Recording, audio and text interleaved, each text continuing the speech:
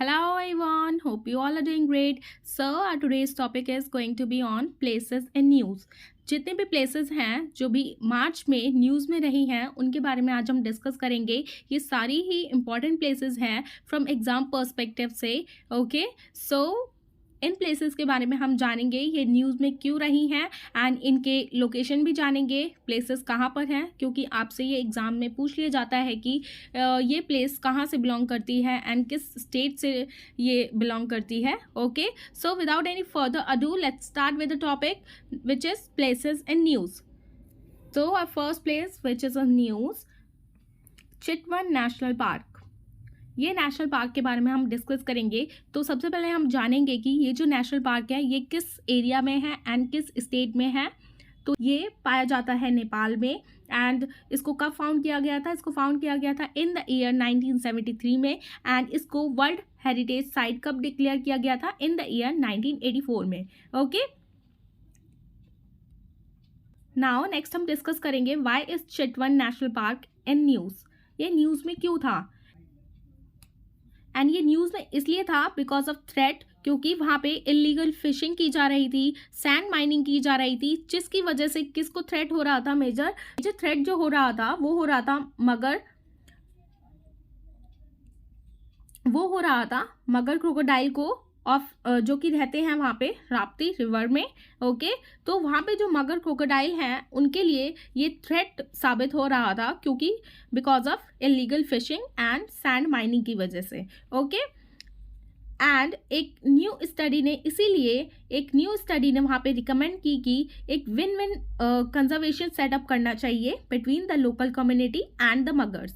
ठीक है, तो उन लोगों को बोला गया, वहाँ पे जो भी लोकल कम्युनिटी रहती हैं तो वहाँ के लोगों को बोला गया कि आपको इंश्योर करना पड़ेगा कि वहाँ पे इलीगल फिशिंग ना हो और सैंड माइनिंग ना हो, जिसकी वजह से ये जो मगर्स हैं उनको थ्रेट ना हो और उनकी लाइफ प्रोटेक्टेड रहे. तो ये रिस्पॉन्सिबिलिटी वहाँ के लोकल कम्युनिटी को दे दी गई है. Okay, and for the long term conservation of vulnerable species, ताकि उनको कोई भी नुकसान ना हो सके आगे के टाइम में, इन फ्यूचर. ओके, एंड वहाँ पे जो चितवन नेशनल पार्क है वहाँ पे कौन सी ट्राइब पाई जाती है? Ethnic tribe. वहाँ पे थारू पीपल जो कि एक एथनिक ट्राइब है इस रीजन में पाई जाती है. ओके, तो आपको ये सारे ही पॉइंट्स याद रखने होंगे and all these points are very important from exam perspective. Okay, so just remember all these points. Now हमारी जो नेक्स्ट प्लेस है वो है Yellowstone national park. Okay, ये जो येलो स्टोन नेशनल पार्क है ये कहाँ पे स्थित है? ये है यूएस में. आपको येलो स्टोन नेशनल पार्क मिलेगा यूएस में. ओके, एंड ये न्यूज़ में इसलिए था क्योंकि इसने अभी रिसेंटली 151st एनिवर्सरी इसने सेलिब्रेट करी है. एंड इस नेशनल पार्क को, येलो स्टोन नेशनल पार्क को टोटल 151 ईयर हो चुके हैं, इसीलिए वहाँ पे 151st एनिवर्सरी सेलिब्रेट की गई है इस पार्क से रिलेटेड. एंड ये जो पार्क है ये कंसिडर किया गया है as the first national park in the world. जी हाँ, ये फर्स्ट नेशनल पार्क है वर्ल्ड में, Yellowstone national park. Okay, and इसको इस्टेब्लिश किया था यूएस कांग्रेस ने इन द ईयर 1872 में. Okay, with the yellow stone national park protection act. Okay, तो आपको ये याद रखना पड़ेगा. एंड यहाँ पे हम कुछ पॉइंट्स जान लेते हैं about the yellow stone national park के बारे में.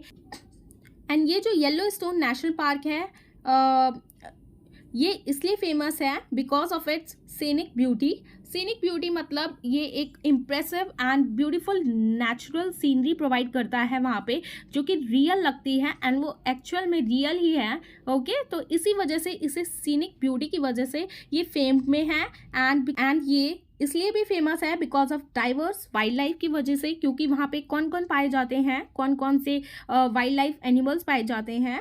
These are grizzly bears, wolves and endangered bison and elk. Okay, तो ये सारे ही जो वाइल्ड लाइफ एनिमल्स हैं यहाँ पे पाए जाते हैं. ये डाइवर्स वाइल्ड लाइफ स्पीशीज़ हैं. And the old faithful geyser is one of its most notable geothermal feature. And वहाँ पे एक और चीज़ फेमस है जिसकी वजह से इस येलो स्टोन नेशनल पार्क को नोटिस में लाया गया है, just due to due to Faithful geyser, वहाँ पे जैसे आपने गीज़र्स देखे होंगे जैसे कि फाउंटेन्स की तरह होते हैं वो छोटे छोटे, वो उन्हें फेथफुल गीज़र बोला जाता है, is one of the most notable geothermal features of Yellowstone national park. तो आप ये याद रखिएगा येलोस्टोन नेशनल पार्क के बारे में सारे पॉइंट्स। ओके, नाउ नेक्स्ट हम जानेंगे किलाडी म्यूजियम। किलाडी म्यूजियम के बारे में जानेंगे। सबसे पहले हम देखेंगे वेयर इज किलाडी म्यूजियम। तो इसकी जो लोकेशन है ये है तमिलनाडु में, एंड ये किलाडी म्यूजियम न्यूज़ में किस लिए है, because the Keeladi museum was inaugurated by Tamil Nadu chief minister M.K. Stalin. ये जो म्यूजियम है ये पहले से एग्जिस्ट नहीं करता था, ये अभी रिसेंटली ही बनाया गया है इसको। ओके, एंड इसको वहाँ पे इनाग्रेशन किया गया है by the Tamil Nadu chief minister M.K. Stalin in the Sivaganga district. This Kiladi museum found. Okay, this museum showcases the life of the ancient Tamils. तो इस म्यूज़ियम में क्या क्या पाया जाता है, इस म्यूज़ियम में सबसे खास बात यह है कि वहाँ पे शोकेस किया जाता है किसकी लाइफ को, the life of ancient Tamils. जो एंशियंट तमिल्स रहते थे पहले के टाइम में, तो इस म्यूज़ियम में उन्हीं की लाइफ के बारे में दिखाया जाता है। ड्यूरिंग दी संगम एज बोलते हैं, उस टाइम में जो भी लोग रहते थे उनकी लाइफ को दर्शाया जाता है इस किलाडी म्यूजियम में। तो आप ये सारे पॉइंट्स याद रखिएगा। एंड ये जो किलाडी म्यूजियम है इसे बनाया गया है on a 2 acre land in Keeladi at a cost of 18.43 crore rupees. Okay, तो आप ये याद रखिएगा, इसकी कॉस्ट प्राइस इतनी है। And what are the special illusions in the Keeladi museums. तो ये जो म्यूज़ियम है इसके अंडर क्या क्या स्पेशल इंक्लूजन्स हैं, इसके अंडर एंटिक्विटीज़ है that provides the missing link between the iron age and the early historic period.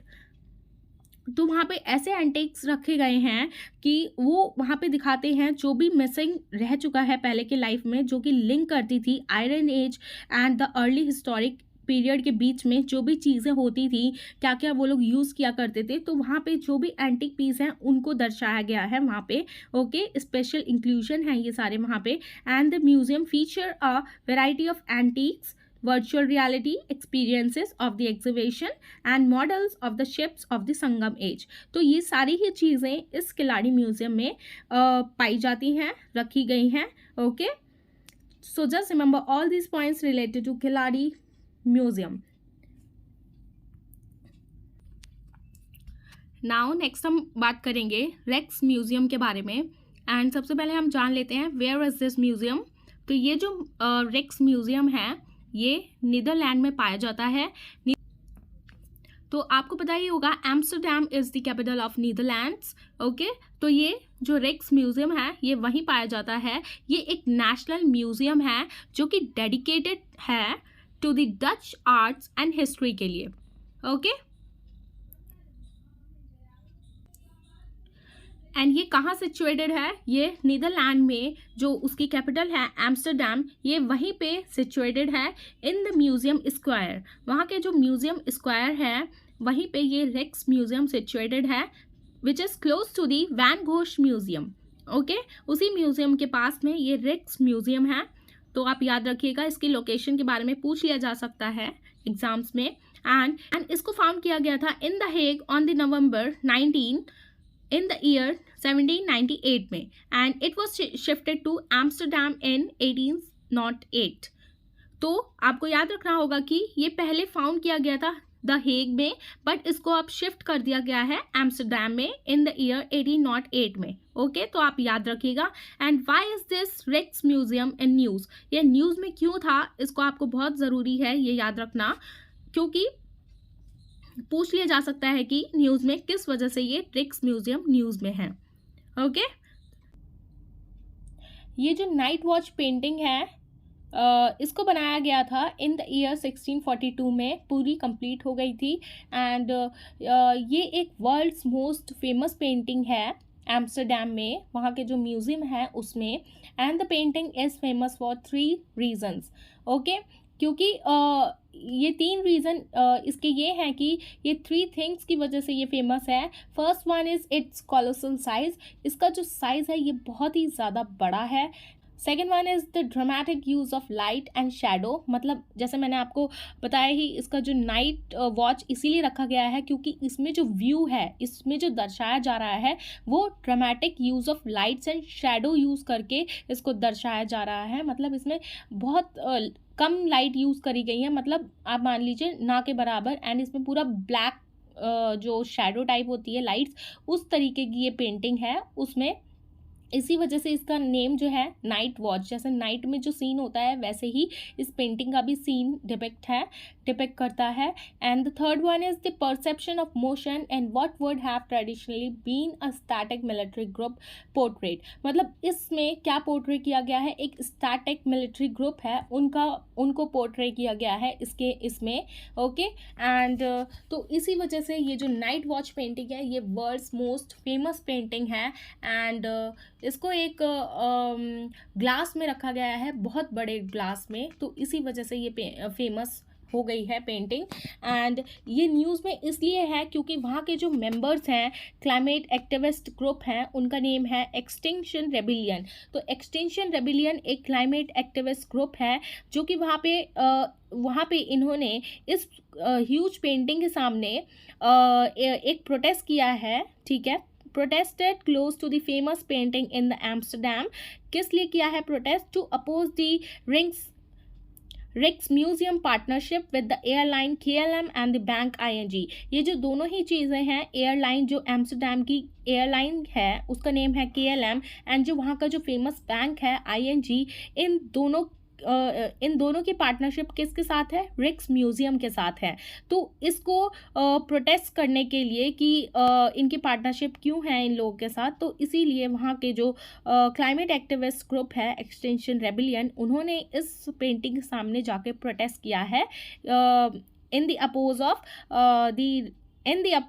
of the Rijksmuseum partnership with the airline KLM and the bank ING। इसी वजह से ये Rijksmuseum news में था। Okay, so just remember all these points related to this।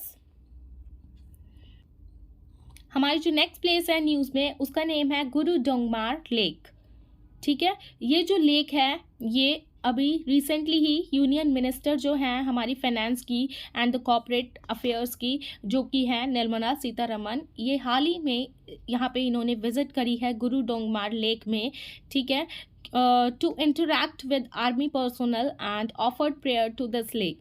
इसी वजह से ये न्यूज़ में है गुरु डोंगमार लेक, एंड वहाँ पे इन्होंने जाके इंटरैक्ट किया है आर्मी पर्सोनल से, एंड वहाँ पे अपनी प्रेयर्स ऑफर्ड करी हैं इस लेक से रिलेटेड। ओके, एंड ये जो लेक है where is Guru Dongmar lake, इसका हम लोकेशन देख लेते हैं। ये जो गुरु डोंगमार लेक है ये सिचुएटेड है at an altitude of approximately 17,800 feet in the Mangan district of Sikkim. Okay, तो ये जो लेक है ये सिक्किम में पाई जाती है in the district of Mangan, and it is close to the Indo China border. Okay, and it is one of the highest lake in India. ये सबसे ज़्यादा हाईएस्ट लेक है, मतलब सबसे ज़्यादा, and it is one of the highest lakes in India, and this lake is situated in the Great Himalayas and is considered to be sacred by Buddhist, Sikh and Hindus. तो इस lake को पवित्र माना जाता है एंड वहाँ पे पूजा भी की जाती है, इसीलिए इस लेक के पास। एंड इनको पवित्र किस लिए? क्योंकि वहाँ पे जो बुद्धिस्ट एंड जो सिख हैं एंड हिंदूज़ हैं वहाँ पे पहले के टाइम में प्रेयर्स किया करते थे, इसीलिए ये सेक्रेड भी मानी जाती है। इस लेक को सेक्रेड माना जाता है, and it is named after the Guru Padmasambhava. Okay, वहाँ के जो गुरु हैं पद्मसंभव, वहाँ के ये founder of Tibetan Buddhism. Okay, तो इन्हीं के नेम पर इस लेक का नेम रखा गया है। Okay, so just remember this point. And जो गुरु पद्मसंभव हैं इन्होंने इस लेक को विजिट किया था in the 8th century. Okay, इसीलिए भी इस कारण की वजह से भी इस लेक को सेक्रेड माना जाता है, पवित्र माना जाता है। ओके, तो इसी वजह से ये न्यूज़ में थी गुरु डोंगमार लेक, क्योंकि वहाँ पे निर्मला सीतारमन ने वहाँ पे विजिट किया था एंड इंटरैक्ट किया था वहाँ के आर्मी पर्सोनल से, एंड अपनी प्रेयर्स भी वहाँ पे ऑफर्ड की थी to this lake. Okay, so that's why this lake is in news. So just remember all these points related to Guru Dongmar Lake।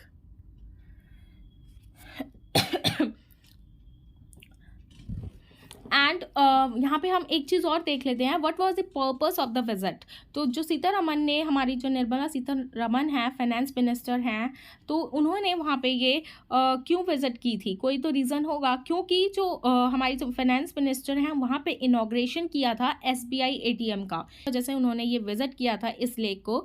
And वहाँ पे जो बॉर्डर्स के पास जो विलेजेस हैं मंगन डिस्ट्रिक्ट के पास, वहाँ पे भी इन्होंने विजिट किया था। तो that's why this place in news, this lake in news. Okay, so just remember all these points related to this.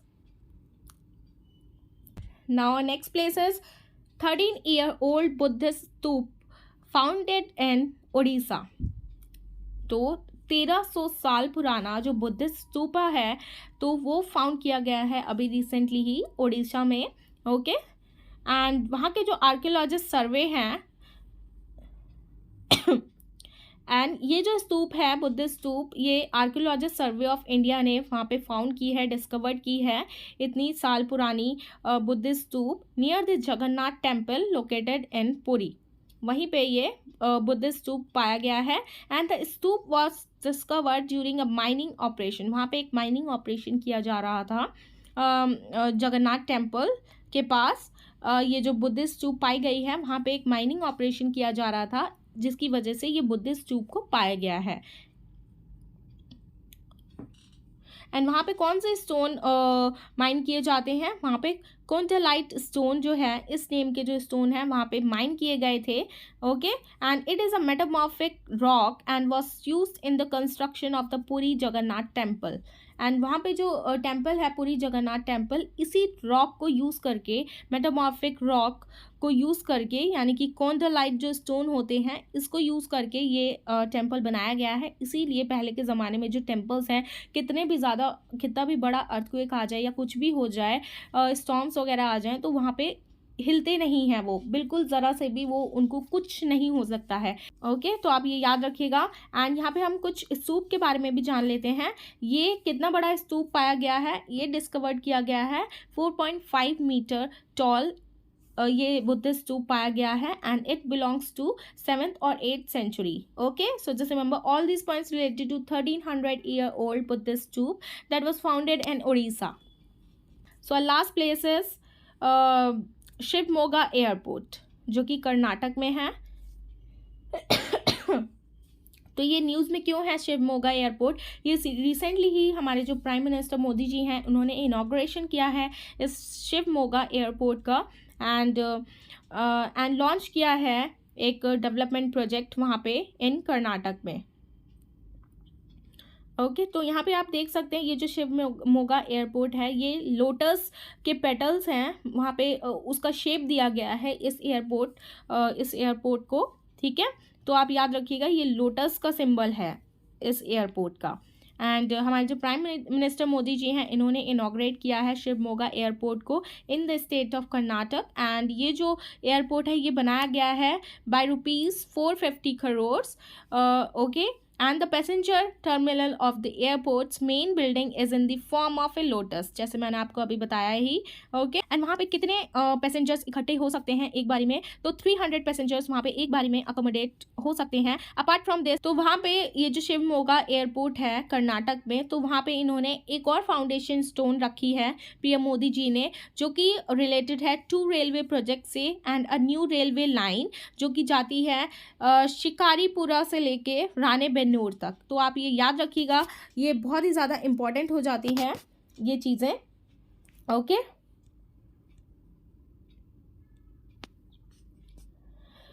तो ये आपसे पूछ लिया जा सकता है कि कहाँ से कहाँ तक ये प्रोजेक्ट रेलवे लाइन जा रही है कर्नाटक में। तो just remember this point. And जो ये न्यू रेलवे लाइन है, ये बिल्ड की जा रही है at a cost of ₹990 crore. Okay, तो आप याद रखिएगा। सो ये हमारी पूरी वीडियो थी प्लेसेस एंड न्यूज़ पर। So this is the end of our video, and I hope you have found this video informative. And if you found this video informative, please give it a thumbs up. And for more informative videos, please like, share, and subscribe to my channel, which is Shiva's Study Education. And thanks for watching. Bye bye. Take care. I'll see you in the next one.